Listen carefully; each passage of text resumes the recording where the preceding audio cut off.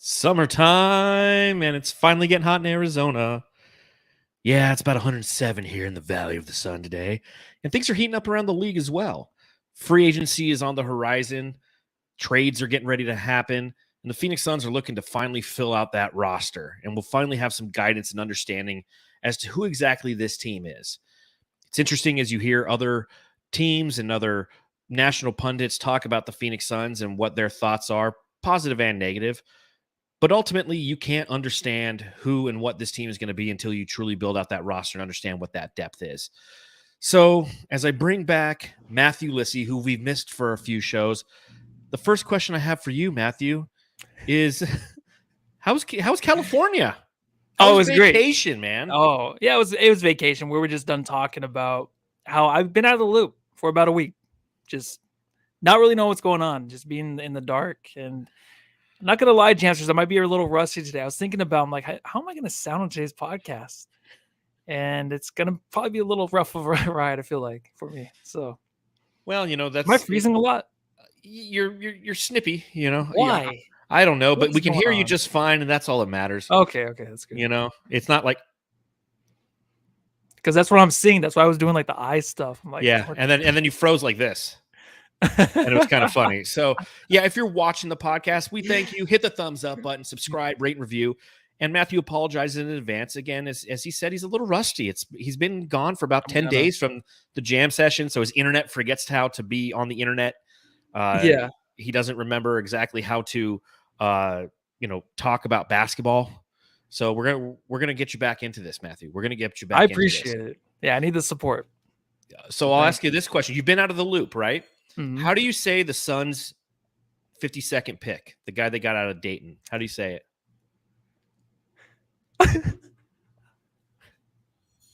Put you on the spot there. No, because what's funny is I was like, I got to look him up. I saw who it was, and I was like, I could look him up for the pod because I didn't do any research on the guy at all. I didn't watch any of the draft. I actually did read the Ringer recap to see the winners and losers. Yeah. Nothing about the Suns in there. Of course. And I read that, but then I was like, okay, let me look up the Suns guy. Never got to it.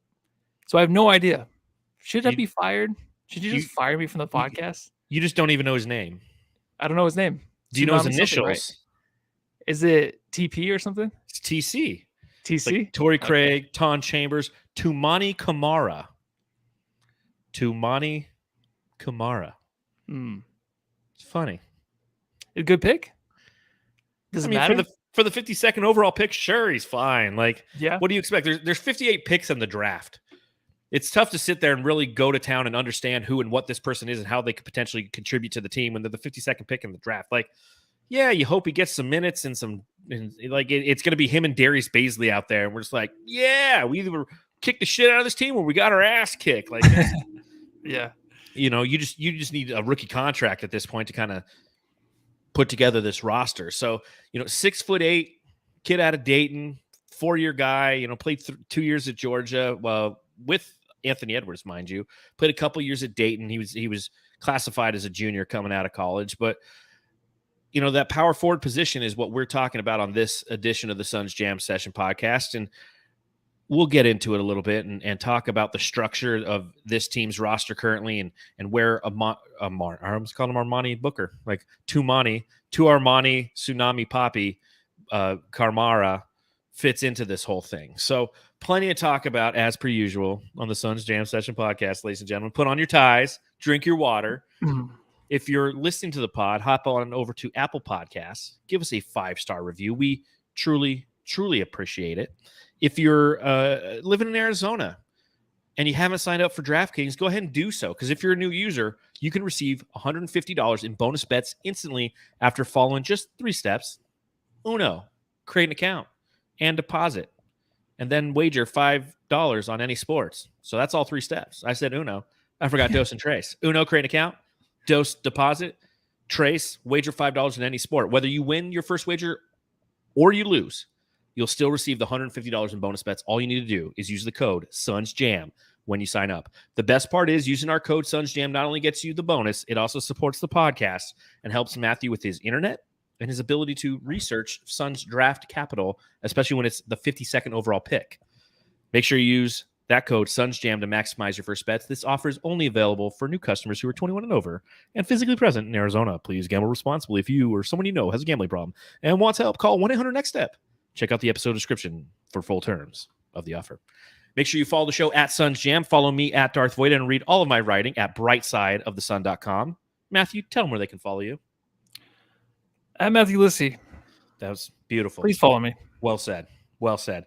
I'm having a tropical ginger beer Moscow Mule tonight. There you go. Q, like the guy from Practical Joker. So fill them up if you got them.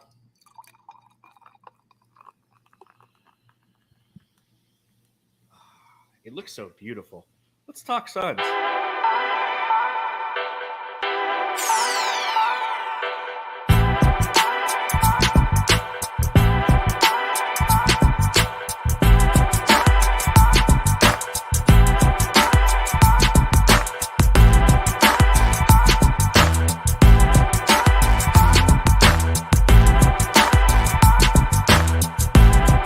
All right, we're talking power forwards. Free agent power forwards. That's what we're talking about on this here edition of the Suns Jam Session podcast. So I guess what I'll start with, Matthew, is a simple question. How do you perceive the power forward for the Suns this year? With their current roster construction, how do you see how they're going to attack that position? Is KD your starting 4, or is he going to be your starting 3? And based on that, that's how we have to kind of navigate who these free agents are and how we're going to fill out this spot. Yeah, it's going to be weird. I think with Frank Vogel here, now it's going to kind of take some time this offseason to realize who's going to be the starting 4. The DA thing is kind of interesting because what can kind of hype you up this year would be a little bit of DAs playing the 4 this year. Let's see how that actually looks. We're going to commit to that. We're going to make sure DA stays at the 4. We actually get a 5. So that means KD would be the 3. And then you get that center in there, whoever it is. Maybe it's Jock Landale, who knows? But I just think that you can, if once you figure that out, then you can figure out the depth. I think the way that even we attack this right now on the podcast, for me, it's all going to be backups, cheap guys that can come in and rebound, get to the hole, quickness, maybe some green guys that can just come in and, well, not literally green, but, some guys that can maybe grow with us. A little bit younger, 26, 27, haven't fully developed. But guys that can just come in off the bench, get you some rebounds, quick shots. But I'm just looking for those backups right now because I think you start KD at the 4 right now. That's what we're thinking, right? KD's going to be the 4. But it is kind of interesting because you do see the DA stuff at 4 with Frank Vogel kind of loving that dude. So that might be the way the Suns go. Interesting observation. See, the way I'm looking at it right now is you have Beal and Booker in the backcourt and KD's playing the 3. That's my guess. And then what they do is they have DA start at the 5 and they go out and they find a 4. And that's what, so I'm glad that you're seeing it through the lens of, hey, as we navigate this list that we're about to go through, I'm looking for the backups to KD. And I'm going to go through the list and I'm going to kind of try to see, hey, is there a potential starter out there? Somebody who you can get on a veteran minimum to come in and play that 4 spot. Because if you look at it, in my opinion, you have your 4 starters. You have DA, which John Gambadero continues to bang the drum saying, I'm sticking with what I've been saying these last few days. It's very unlikely the Suns will trade DeAndre Ayton, much to Matthew Ulysses' chagrin. No market out there, right? No market. Nothing out there. Or Frank Vogel wants to see what he's got in this guy. I mean, you have him under contract. He's a top – I wrote a piece about it for Bright Side of the Sun, and I talked about he's a top 8 center. And – if you and the way that I see him, he's in the 3rd tier of centers, right? It's like Joel Embiid, Nikola Jokic, and then you go into like the Bam Adebayo, a couple other guys, and then he's in that 3rd tier with like Jared Allen. I feel now, granted, based on the amount of money he's paying, you want him to play like he's a 2nd or 1st tier guy, but you have a top 8 center in the league under contract. Why not at least give him a chance and see what he is under Frank Vogel? So if you have him, you have Bradley Beal, you have Devin Booker, and you have Kevin Durant, you have to find that 5th starter. Do you want that to be a point guard or do you want that to be a power forward? We're going to navigate that market here shortly. And my perception is you can have much more success finding a power forward on the market than a productive point guard. you can have Devin Booker and Bradley Beal kind of run that point with Kevin Durant also playing some point at times. Because I feel personally, if you put Devin Booker into the 3 and Kevin Durant into the 4, you're forcing yourself to play more finesse than physical. Those guys have more potential to get worn out and injured. I feel like if you play them in the, with KD as your 3, there's a greater opportunity for long-term success for this team. Yeah, and you want to play big too. I think if you're going Booker and Beal, it's kind of smaller backcourt a little bit. I know you had Chris Paul and Booker back there. It's pretty small, but you really just have some guys that defensively, Booker's gotten better. Beal, we don't know what he is defensively yet with this team. Mm-hmm. Maybe you just want some size. If KD's there at the 3, I feel like that just looks good for him to play just more outside. Watching him try to rebound and help DA last year in the playoffs, it was hard to watch. Maybe he got a couple. It was very dangerous down there for that dude. So keep him out in the perimeter more. I would love to see that. I know that Tobias Harris was like a name out there, and they said the Suns were linked. They said like a lot of teams were linked. Now over the days, I think originally it was the Suns and some other team, but now it's like that's kind of pulling away. That's not going to be a thing. Thank God. But I think there are some guys on here that you can get that you're not going to pay a lot of money. And I know Ishbia doesn't matter. Ishbia will be paying a lot of money for whoever. But you can put a guy there at the 4 that's just going to be maybe a rebounder a defensive guy that would fill that spot. And I would be fine with that because I think we just have our guys. If DA is coming back, here we go again. He has to be that 4th guy. Mm-hmm. He also has to be big. He has to be an all-star this year. And I don't know if that's possible, but that's what we're going to expect of him again. So then it's like, if you're saying that, then it's like, well, the 4th spot, you can't have another guy that's going to want the ball, right? You got to kind of have a guy like a Josh Okogie, a bigger Okogie, just a guy in there, maybe like a Jock Landale playing the power forward position. That's just going to fuck shit up, like you say. Yep. And he'll get the job done at that position, but we don't expect a whole lot from the dude. No, you're right. He'd be the 5th option on offense. Mm-hmm. And that's what you're looking for. Somebody who can snag you some rebounds, maybe stretch the floor a little bit. But if you're doing that and you go out and you get a big, 6'8", 6'9", 6'10", 6'11" guy to play your power forward, then DA could potentially be the guy who kind of exits the paint and can try to stretch the floor. Maybe he starts taking a few more threes. Now, I don't know if I don't know if the expectation, it's almost you can't have both. We need DA to be the 4th option. We need him to be an all-star. Though that's not going to happen. It's either or, in my opinion.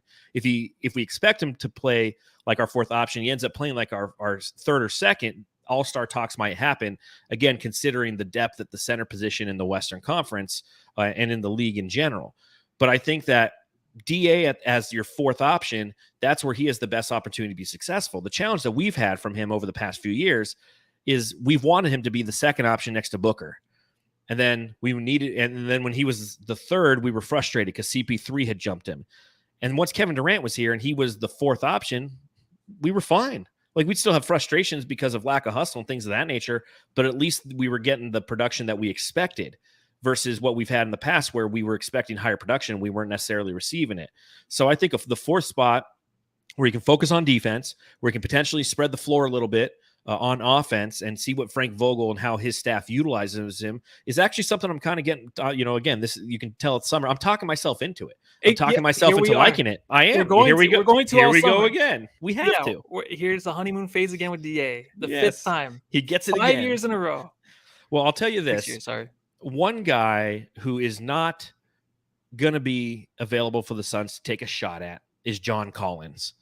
Sorry, Suns fans. He's in Utah now. He got traded today to the Utah Jazz for Rudy Gay and a 2nd-round pick. Now, the Atlanta Hawks receive a $25 million trade exception because of this. I don't even know what the fuck that means. I was trying to research it. Let us know. Yeah, Jamsters, let me know how the trade exception works. I got to really do some research on that. But John Collins is now in Utah. I mean, they're kind of saying, okay, Lauri Markkanen is going to be our 5. Or our 3. He's going to be our 3. John Collins will be our 4. And then you got Walker Kessler up there. So I'm just glad that we don't have to sit as we explore power forwards. And even though he wasn't a restricted free agent or an unrestricted free agent, he's under contract. We don't have to think or talk about him. Thank God. Yeah, thank God. And I remember him and DA talking after one game doing the little jersey thing where they talk on like this. Mm-hmm. And I bet you that was like, I can't wait to get out of here. I'm just sick of this goddamn place. Now John Collins is out. He's done. And like, we don't have to worry about him, obviously, but that was one trade target for the Suns that we always wanted to go after. But it's a good fit, I think, in Utah. I think it'd be fun with him and marketing for sure. It's gonna be kind of interesting to watch. But I don't know, James is like out there, like for me, like it wasn't always huge. I just wanted some guy to replace DA, just some name, right? And what's crazy to me is I don't know how the contracts would have worked and stuff like that, but to get what the Hawks got back, like DA wasn't out there for that. I'm just saying, like, is that something that was possible? I'm just throwing it out there. If might you want have your been power forward, maybe the Suns just hated him. But Vogel might have not liked them. Yeah, but what's the why for Atlanta? They're trying to get off that dumb contract that they signed. And what would they be doing? Trying to take back another dumb contract? No, they got Rudy Gay, who had to sign, it was a sign and trade essentially for him. So I think that's the why. That's why Atlanta is trying to create some flexibility, because much akin to the Golden State Warriors and Jordan Poole, they signed a dumb contract with the guy. And now they're trying to turn it into an asset. And all they really turned it into was the largest trade exception in the NBA, and Rudy Gay in a second-round pick. So I'm just glad, again, that we don't have to talk about John Collins. And you know what? We'll probably bring him up. Jamsters will be talking about him all season.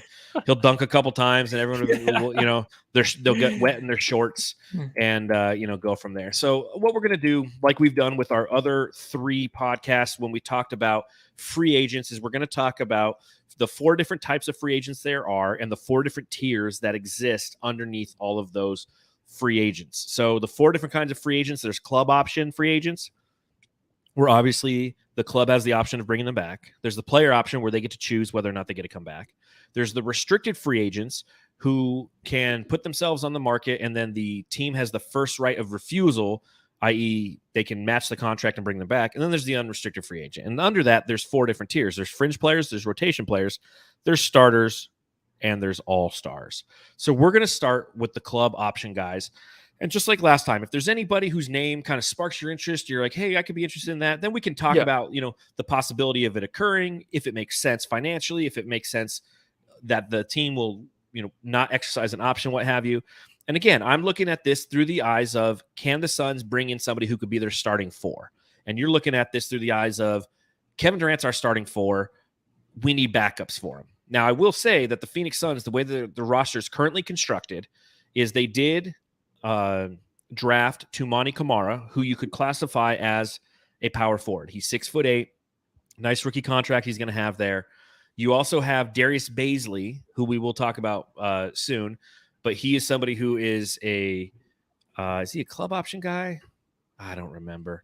He's a restricted free agent, so we'll talk about him when we hit that phase, if you will. And then outside of that, Isaiah Todd, who came over in the trade with Bradley Beal, he's classified as a power forward as well. So if you're looking at the depth overall of the power forward, in Matthew's world, where KD's the starting 4, you kind of already have the 3x5 philosophy that James Jones likes to exercise, the 3 deep at 5 positions. You already have your 3 guys, right? You technically have 4. You have KD, you have Isaiah Todd, you have Darius Bazley if we match his RFA, and then you have Toumani Camara.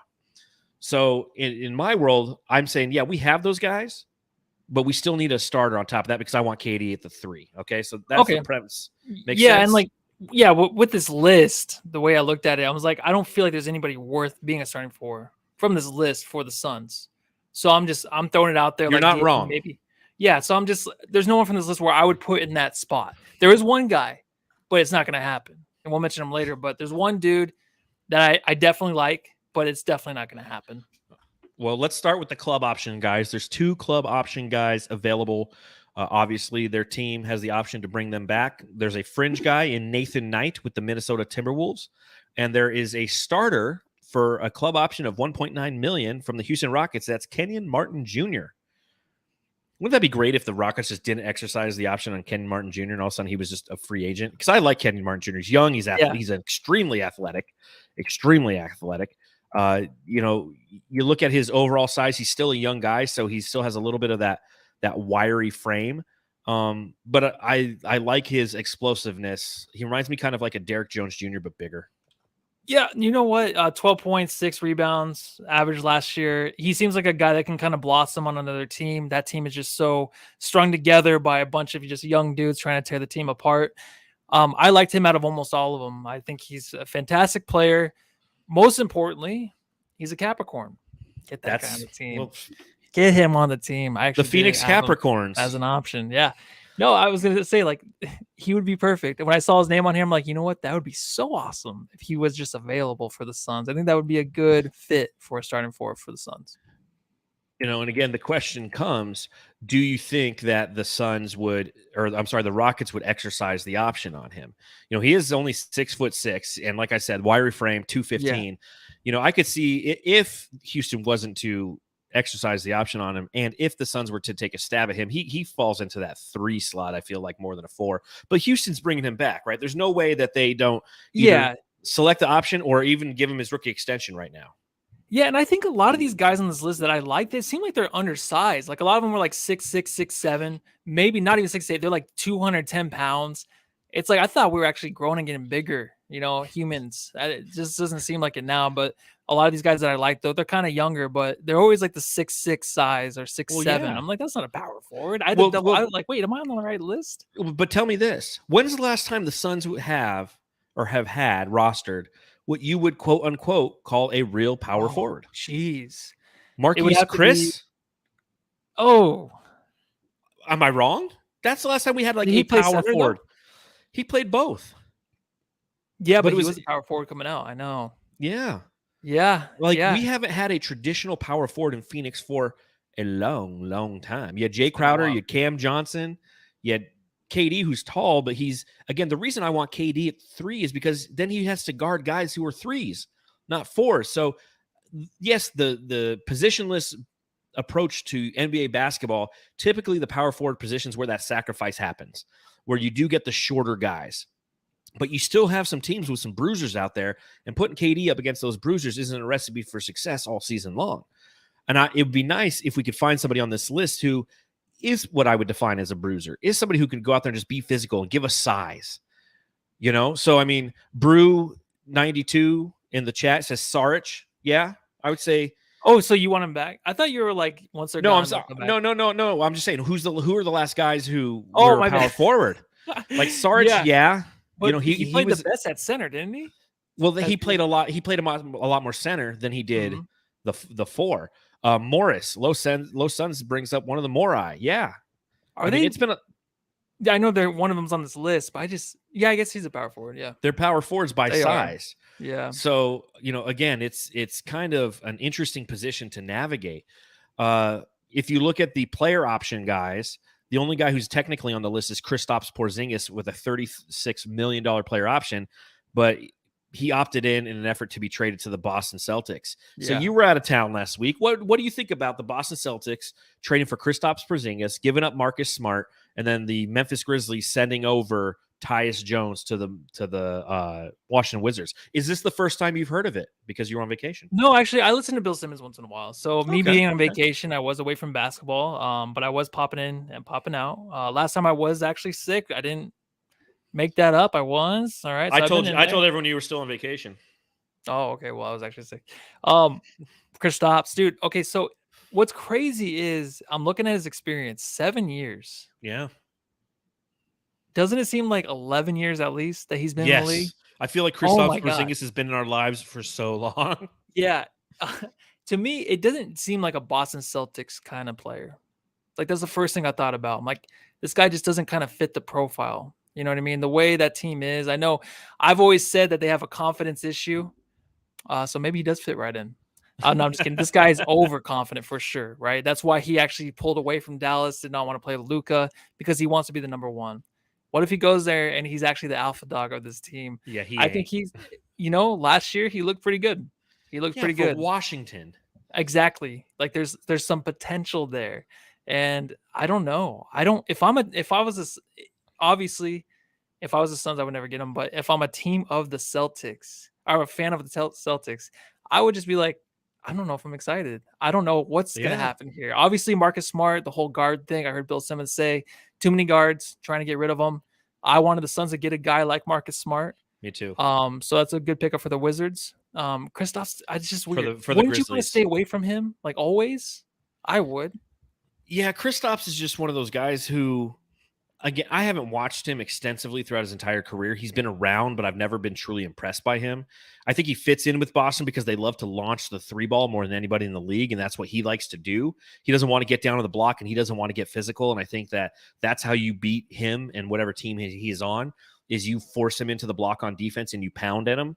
And so, again, as we explore the power forward position for the Suns, obviously with him being in another conference doesn't really matter, but that's why you want to have somebody who has girth, if you will, because you want to have the ability to wear out some of the less physical power forwards that exist in this league. So thus far on the list, we really haven't hit anybody. But let's go ahead and talk about some of those restricted free agents, right? So you have some fringe guys to start. And all of these guys are 2-way contracts except for one. So the 2-way contract guys, I'm going to blow right through. Isaiah Mobley, who's Evan Mobley's brother in Cleveland. You have Mafundu Kabengele from the Boston Celtics. You have Mamadi Diakite from the Cleveland Cavaliers. You have Moussa Diabate from the Clippers, and you have Dominic Barlow from the Spurs. And then you have Darius Bazley. So Darius Bazley, obviously, the Suns have first right of refusal, if you will, for him and his contract. He is going to have a qualifying offer to start of $6.2 million. Do you think that the Suns go out and let him put himself out on the market before giving him that 6.2? Or do you think that they're just going to, when free agency starts, they're going to sign him to the 6.2? Or do you think that they're going to pay him more than 6.2 million? I kind of see them just letting him go. Really? Honestly. Yeah, I do. For me, though, I always saw a little bit of potential. The thing with the guy is I think he tries. I think he actually is out there trying to improve. Like, he gets frustrated with himself. There's some game to him. He does make mistakes, but he doesn't have the reps, right? I would like him to come back. I would like for him to have a chance here. But I just don't see them actually re-signing him. I don't. Even though I like the guy, I just think that the amount of money they're probably going to put elsewhere. I know Matt Ishbia doesn't care, but the amount of money for that guy, if Frank Vogel doesn't think he's a guy that's going to fit the rotation, I don't see him coming back. Because I think Darius, too, maybe this is for the players' sake, wants to be somewhere to actually play and improve. Because, like I said, he's that kind of guy on the court. He really is. I know he made mistakes, and I know we never got into him at all because he never really played, but there's something. He doesn't have a drop. Guy. Need I say more? He doesn't. No, you're on vacation. I guess you never made it. Have you seen the Bradley Beal drop? She said you're not the only one, but you're the best, Bradley. Boom, boom. That's sick. I actually did see in the comments for last pod, and I was skipping through to see if I could find it. I couldn't find it, so I was like, let me just see it on tonight's pod. You're clearly not involved in our Twitter Suns Potter Fodder chat because I put it in there too. I can't wait till it's actually in a Suns jersey. 100 million sentences out of that. I definitely have that. I definitely have that text chain, if you will. It's a Twitter DM chain with other Suns podcasters. Yeah. I have my notifications turned off on that one because people start going and it'll be 100 messages and you're like, fuck, I'm not even going to try to catch up. I try to jump in. I just always forget. You just do a poop emoji. I just don't care, guys. All right. Wow, burn. So here's what I think about Darius Bazley. What is Darius Bazley's strength, Matthew? I was going to get a thing of water. His strength? Yeah. I would say his motor. To me, definitely has a high motor. Has a high defensive motor.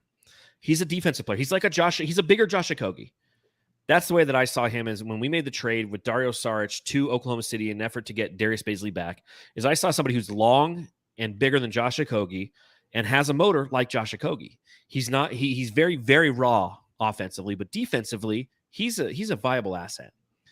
And I think that the Suns, because of their financial situation, the best modus operandi when it comes to Bazley isn't to sign him back on the 6.2. What I think you could do is you can let him dictate his value in the market. And if a team offers him 6.2, you can match that. But what I think they should do is they should sign him to like a $12 million deal, right? Like 12 million, 24 million over 2 years. And here's why. When you're bringing on a new player, like the unrestricted free agents, which we're going to go through here shortly, a lot of them are going to be mid-level exception guys because you don't own the rights to them, but you own the rights to Bazley. So you can sit there and you're not going to get penalized per se for really pumping up that contract. If you pump up that contract like 12 million and he can display a little bit of value, that becomes a stacker contract like Landry Shamet had. So if you need to make a trade and you need to make the money work, Bazley's included in that trade, because good, bad, or indifferent, the Suns don't have a lot more trade assets left. All of their trade assets are personnel based. There's no more draft picks, man. They traded all their draft picks. We've got pick swaps. Yeah, you can't trade those pick swaps. You already traded them. So the only way for them to put themselves in any position to make any deals on the market is to stack a couple contracts. There's no sweetening of the deal till 2031. That's just the way it is. And that's something that when we hit about 2028, we're going to be talking on this podcast, being like, what the fuck are we going to do? We're going to turn ourselves essentially into what the Lakers did. The Lakers didn't give themselves any outs after the Anthony Davis trade and bringing Russell Westbrook over. We thought they were dead in the water. But the league and the opposing general managers decided to bail them out. You know, they traded Kendrick Nunn, who had been injured for them for an entire season, and a second-round pick to the Washington Wizards for Rui Hachimura. And he played a vital role in that run to the Western Conference for him. So the best thing that the Suns can do is try to pump up some contracts that they currently have of the mid guys. And if and when that time comes, that's when you can cash in on that, is make him a trade asset as they're trading Devin Booker away someday. You know what? That's a great idea. Can you imagine the uproar though with $12 billion a year for the guy? I'm just saying, like, I feel like You're it would not be wrong. like a thing. It would happen. But you know what? If it were to happen, I would be like, maybe it's like 4 million too much for me. If they go 6 to 8 mil, I'd be like, all right, because I see some potential. And you know, I'm always right with that stuff, you know, as I'm freezing my camera. I do. Yeah, you've got, yeah. Bro. I gotta clean my desktop off. I think that's what it is. Yeah, that's what it is. You got to run a defrag. You got to defrag your gigabytes and whatnot. So that's my thoughts on Darius Bazley. I think the Suns should bring him back. If you look at rotation players that are restricted free agents, you have from the Lakers, you have Rui Hachimura. And then from the Boston Celtics, you have Grant Williams. So Rui Hachimura, qualifying offer is $7.7 million. Grant Williams, qualifying offer is $8.4 million. And those are both rotation players. Do either of them make you tingle, make you freeze? No, not at all. I'm not saying just Grant Williams, the way he looks, I can't stand it on the court. I just don't like the skinny fatness of him. I'm sorry. Is that Skinny rude? fatness? I don't know. I just don't like the way he looks. All right. On the court. When I watch the Celtics, I might be wrong. Jamsters, you can tell me if I'm wrong.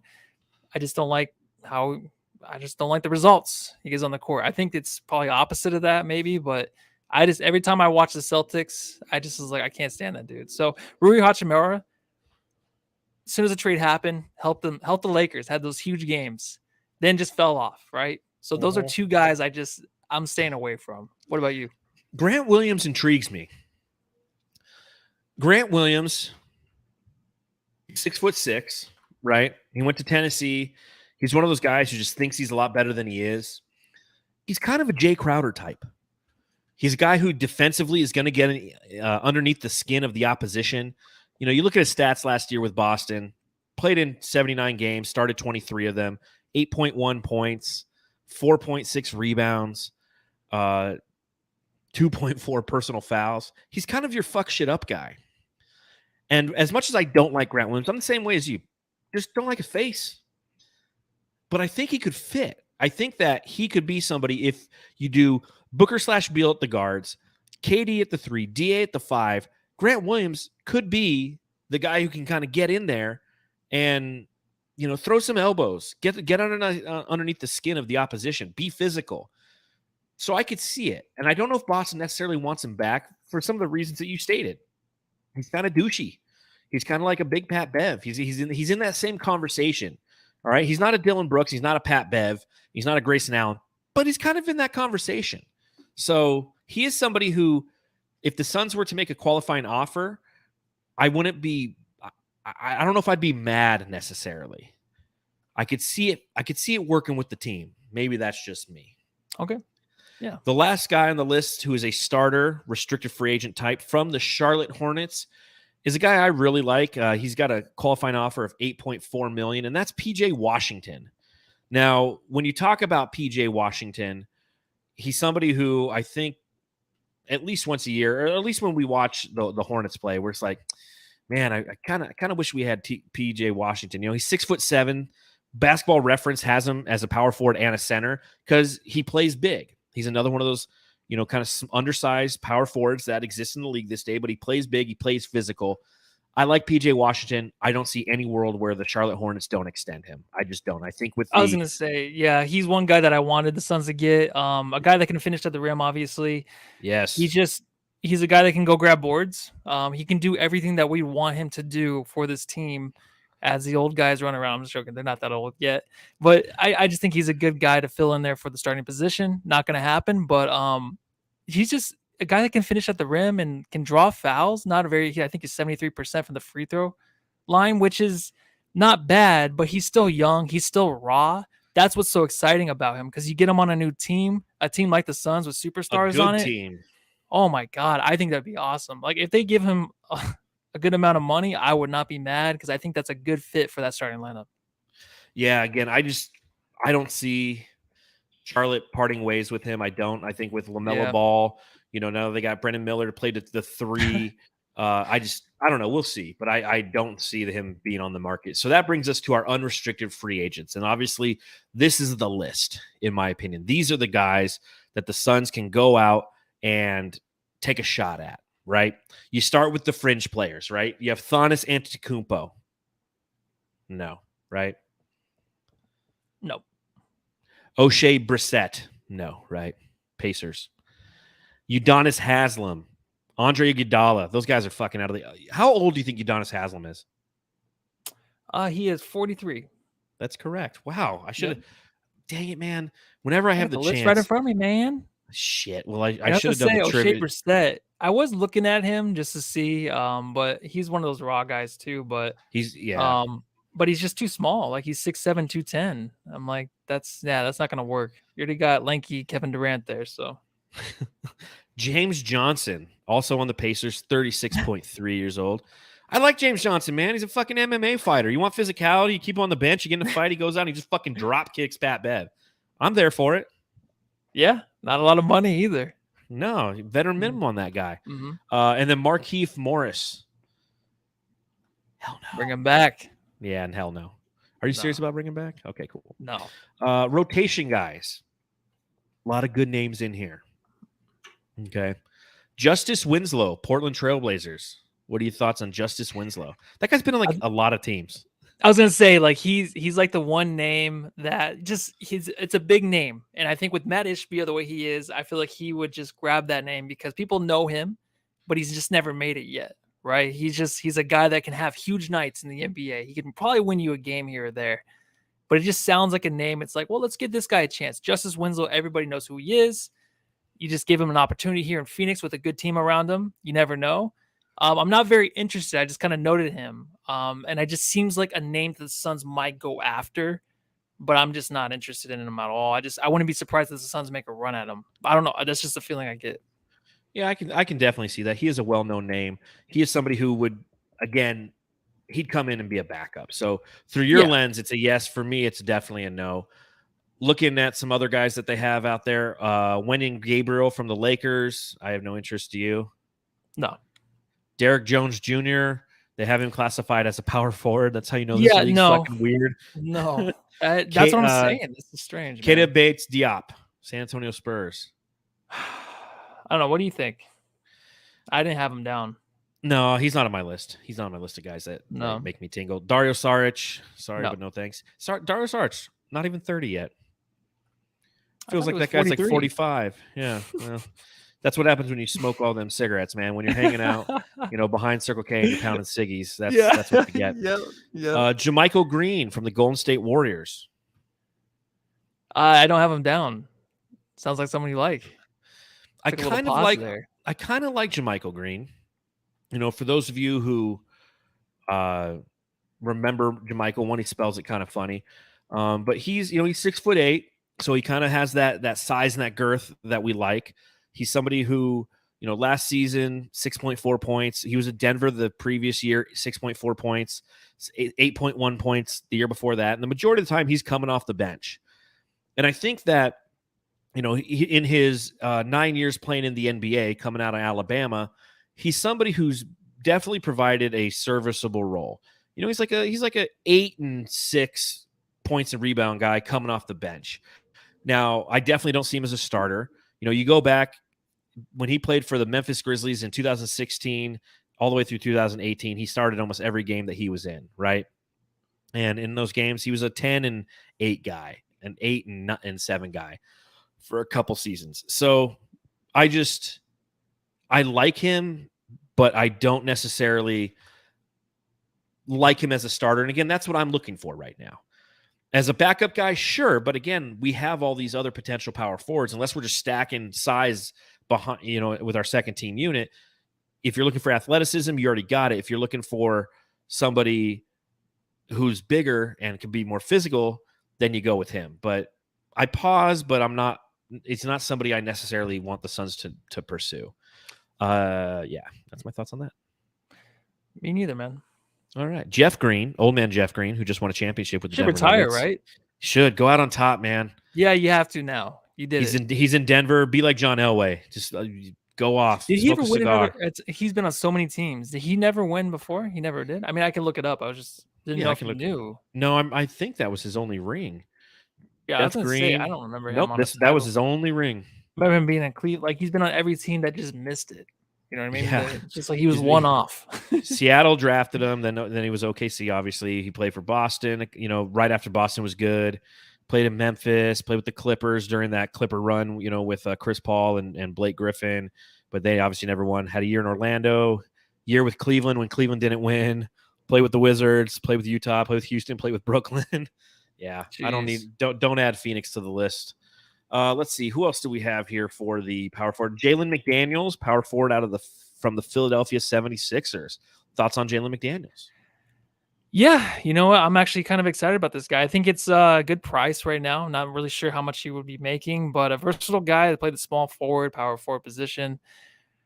He played well during the regular season, but he didn't play much during the playoffs. Only attempted a little over 1-3 a game. And he's only 25. That's pretty nice, man. He shoots great from the free throw line, but needs to improve getting there. And that's kind of something that I want at that position, is a guy that can get to the line. You know what I mean? I guess maybe someone that can play on the block, but then also just get to the line. Like, I think we definitely need that. I think the energy he can bring off the bench would be great. But the amount of money, I'm not sure. Do you know how much you think this guy's going to get? Because I think that's a good name coming off the bench for the Suns. I think he's going to be somebody who's sought after for sure in free agency. I think his price will be too high. He's not somebody who's made a lot of money in the past, but due to his 6'9" frame and his ability, I mean, he shot 40% from deep last year. Now, granted, he's a career 34% 3-point shooter, but he's somebody who has a flair to him and some size that a lot of teams are going to take a shot at. And I think it's just going to be outside of the Suns' reach. I do like him as well. I don't see him being a possible starter, but he is somebody who I think that the Suns could explore, but I think the market's going to dictate otherwise. And I think that due to the way that his career has kind of gone, I think that he's going to try to cash in on this paycheck.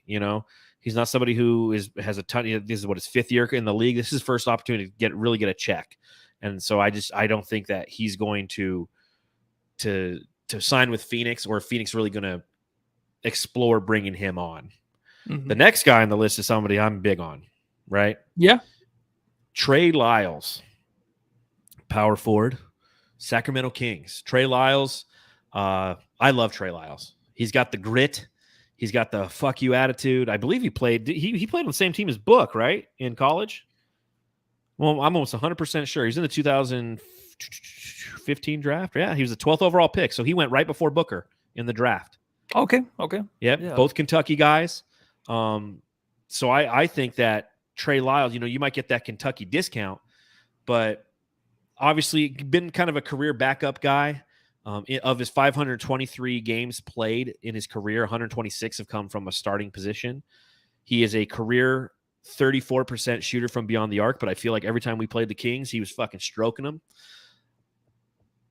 Him being on the open market, this might be his last chance at a big bag. So I don't know if necessarily what is important to him. Is it going after the big bag, or is it having an opportunity to play for a winner? His career earnings to this point are $23 million. So if he goes out there and he can sign like a $12 million deal for 3 years, man, he's already, guaranteed himself to make more in 3 years than he did his whole career. And like, that's the tough thing about Trey Lyles. But I would absolutely love him, and I would love for him to be on our team as a starter. I could see Trey Lyles as a starter. Absolutely. Yeah. Spread the I mean, floor guy. you go for the bag. You saw they won a chance. I mean, the Nuggets, when they won last year, you saw the celebrations and stuff, Jokic and stuff. All you do is you go to the club and you celebrate. It's not really worth it winning. It just, I mean, it's sad, man. It's just go for depressing. the bag, man. But yeah, I think he's a good player, good passer. He's a lot of upside. He is 27, right? 27 years old. So it doesn't seem like that's that young, but I feel like he has a lot more talent there. It's an exciting name for me too. I really think so. Yeah, I think that priced out of the market kind of thing. The only chance you have for one of these guys is like, hey, come here for a veteran minimum deal 1 year. Let's be a part of this. Go win a chip. You can be a part of that. Then boom, you can hit the free agency market with the chip and triple your returns, what have you. So he's the twinkle in my eye, Trey Lyles, when it comes to the power forward position. The last rotation player available in the unrestricted free agent market is Gorgui Yang from the Philadelphia 76ers. 6'7" power forward, obviously known for his three-point shooting ability. He is a career 40% three-point shooter. Thoughts on Yang? He's one of the worst looking dudes in a uniform. Hate it. But there's something there. I think he has some talent. I just get a bad feeling with the dude. It's like I don't trust him most nights. The 76ers were on TV almost every Thursday, Friday night. Every Thursday, Friday, watch the Sixers. I'd watch this guy, and I'm just like, I just don't trust him. It seemed like there's always some kind of miscommunication between him and the other players. But I mean, maybe that's more to do with James Harden and Joel Embiid. Potentially. I don't know. There's something, I just don't like the feeling I get. He's kind of like, I think I said this before, like a sister's like trashy boyfriend that like lives in the house. That's what he looks like, and that's what he reminds me of. He does. Looks like he hasn't showered and shaved in like 3 days. Like he's just there sleeping on the couch. Like he's always wide open on three because he smells, and everyone's like, I'm not getting near that dude. Yeah, they don't want to touch the dude. He smells like an ashtray, and he smells like old fish in your couch cushion. You're just like, what the fuck? And he's just like, I'm wide open, baby, just stroking him from beyond the arc. Yeah. Like I feel like he is somebody who, again, if the Suns bring him here, I'm not upset because he meets a need. A backup power forward who can shoot the three ball. So essentially you're saying, okay, with our backup squad, knowing that if we're going to pursue Busy or we're going to bring back Jacques Landale and just a programming reminder for all the Jamsters, we will be going live on Thursday to discuss our final position, which is all free agents at the center position. But if they're going with guys who are primarily defensively based, like Bismack Biyombo, to bring back, you're going to need some offensive firepower with your second team unit. I don't see that from Bazley because he's too raw. I don't see that from Toumani Camara because he's going to literally be on the end of the bench, and I don't see it from, the third guy, whoever that other guy is who's going to be playing power forward. Oh, Isaiah Todd. Yeah, like he's just not going to get the minutes. So if that's the case and you do bring in someone like Gorgui Yang, it's just like you're saying, okay, we're going to bring in a guy who can shoot threes. But I don't see it happening. There's no link between him and the Suns, in my opinion. So anything else on him? No. All right, we've got one starter in the unrestricted free agent pool, and that's Harrison Barnes. And Harrison Barnes is an interesting cat because he's made some money in his career, right? Like his total career earnings is, I mean, he signed that contract with the Dallas Mavericks back in 2016, and that was for 4 years, $94 million. He signed a 1 year retainer for 16. He's been making money his whole career. His past 4 contracts, $24 million, $22 million, $20 million, $18 million. The guy's 31. He doesn't need the money technically. I don't know if this is his chance to make one last bag, which it probably is. But if he's somebody who's like, hey, you know what? I got traded because Kevin Durant came to the Warriors. They traded me over to the Dallas Mavericks. Maybe I got a chance now to come back and play with Kevin Durant. anyway, or am I just trying to will this into existence? It's not going to happen. I don't see it happening. I think the funny way to look at this is he's actually going to probably leave the Kings when the Kings have a chance to win a title next year. You know what I mean? Like he'll be off that team. But I think I think he's still a sexy name because you saw how valuable he was. He was kind of hidden away the previous 2 or 3 years. It's just like, oh, Harrison Barnes still plays for the Kings, but he showed how much he still has left. I think he gets paid. Going back on the Kings would probably be, I don't know. I think they move on from him for sure, but another team will definitely pick him up for big money. They'll move on from him if they have a solid replacement in mind. And that brings us to the all-star caliber power forwards on this list. And the top of the list is Draymond Green. There's been some rumors that Draymond Green, who has opted out of his contract with the Golden State Warriors, could potentially just be going to Sacramento. I think that would be fantastic. I would love that. Be awesome. That'd be absolutely fantastic. I do not want the Suns to go after Draymond Green, nor do I feel like they can afford him. I just, don't get me wrong, he meets that need of the fuck shit up guy.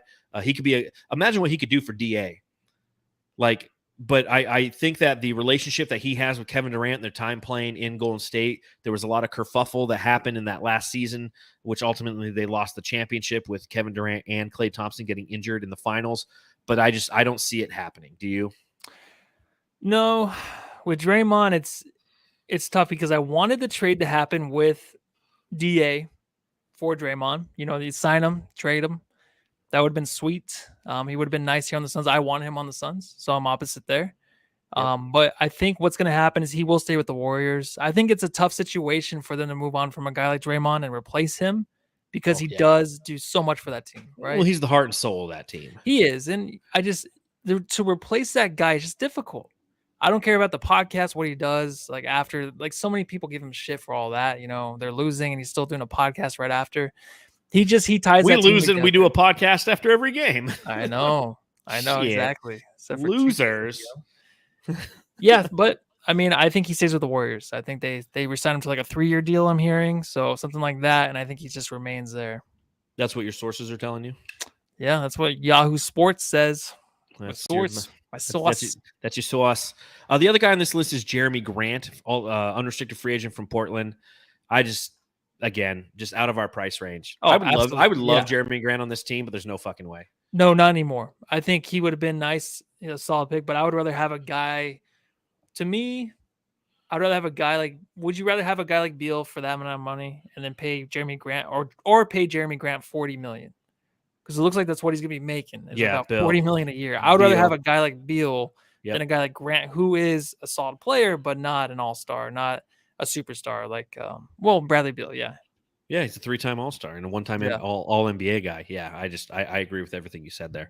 There's one guy who's not on this list who's on the small forward list. He's 6'9", and that's Yuta Watanabe. It's something that when I had both Coach and Jay Joyce from the He's on Fire podcast, we discussed it during the small forwards. I wanted to get your opinion on Yuta Watanabe because I think that he would be an absolute great fit for this team. He's got connections to Kevin Durant in his time in Brooklyn. He's 6'9".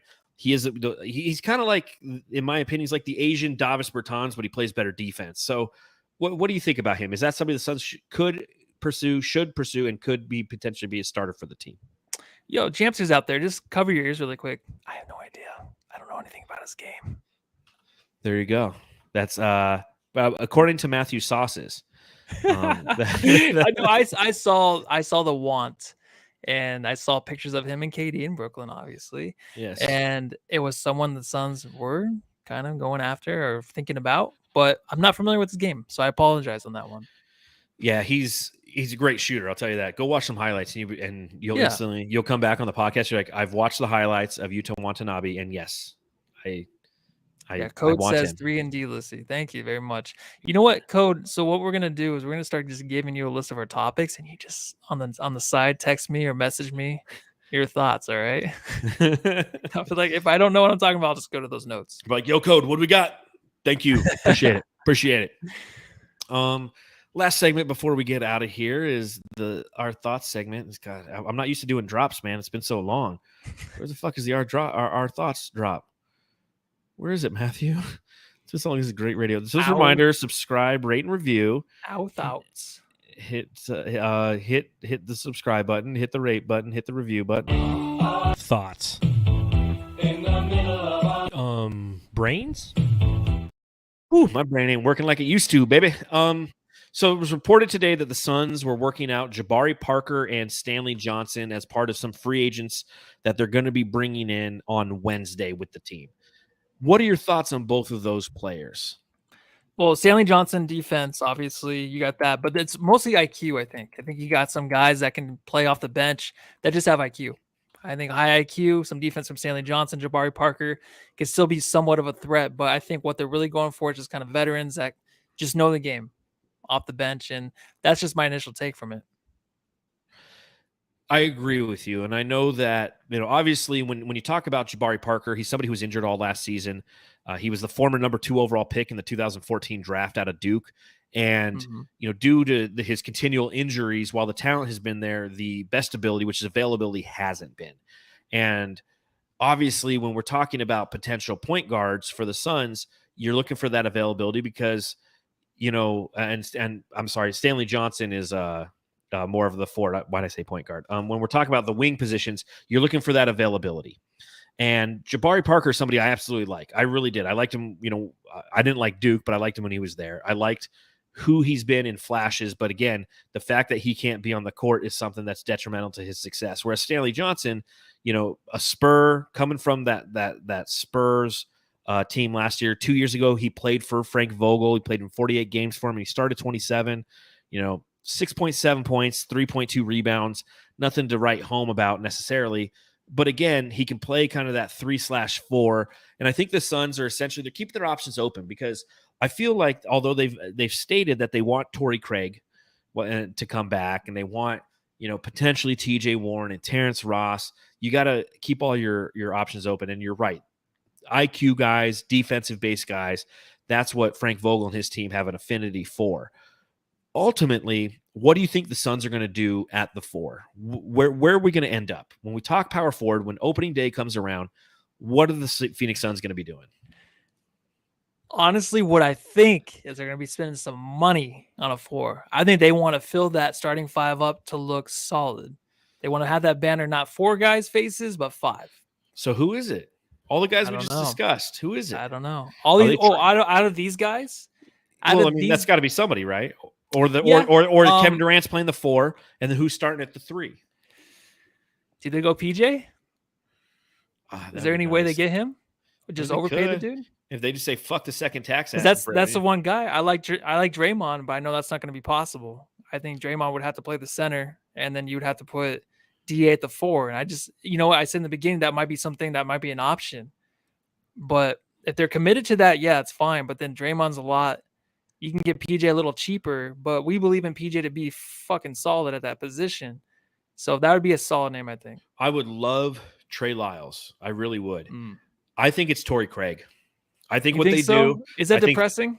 I think, man, not necessarily because it's different. We liked him last year. I like Torrey Craig. Again, I don't think he's necessarily big enough, but I think they re-signed Torrey Craig and he's your starting 4.